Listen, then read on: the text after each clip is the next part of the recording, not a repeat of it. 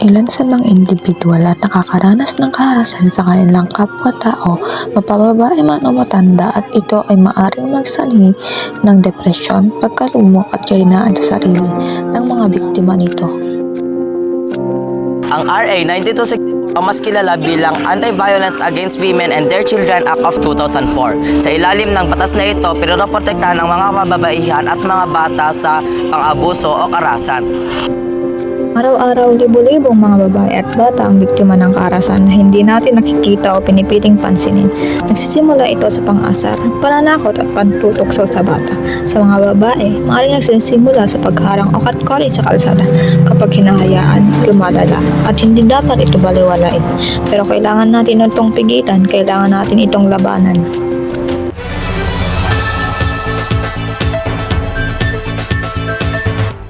Ano ang masasabi mo sa mga taong gumagawa ng karahasan laban sa kababaihan at kabataan?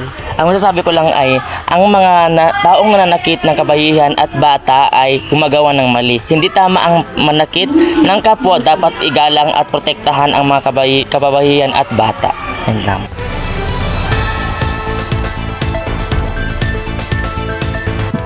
Saan maaaring humingi ang biktima ng VAUSI? Pumunta sa VAU desk ng inyong barangay o sa pinakamalapit na police station upang i-report ang pang-aabuso. Maaari ring tumawag sa Aling Police Hotline.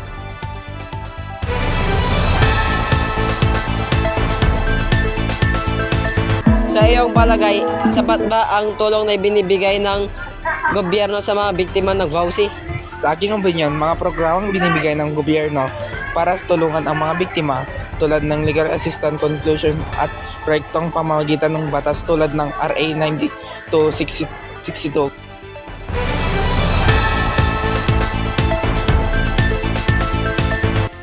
Ang mga kasagutang ito ng bawat mamamayan ay ayon lamang sa kanilang mga sariling opinyon tungkol sa RA 9262 o VAUSI, Violence Against Women and Children. Para maiwasan ang karahasan sa kababaihan at bata, mahalaga ang maagang edukasyon sa paggalang sa bawat kasarian, pagtuturo ng ligtas na pag-uugali, pagpapatupad ng matibay na batas laban sa karahasan, pagpapalakas ng suporta sa mga biktima at pagbabago ng mga negatibong pananaw sa lipunan, kasama ang pakikialam ng komunidad at pamahalaan. Kung ikaw ay isa sa nakakaranas ng pang-aabuso o karahasan sa iyong pisikal na pangangatawan, ay maaari mo itong ireklamo sa PNP GAMU 0927-939-6862, Barangay VAWC Desk Office at MSWDO Office.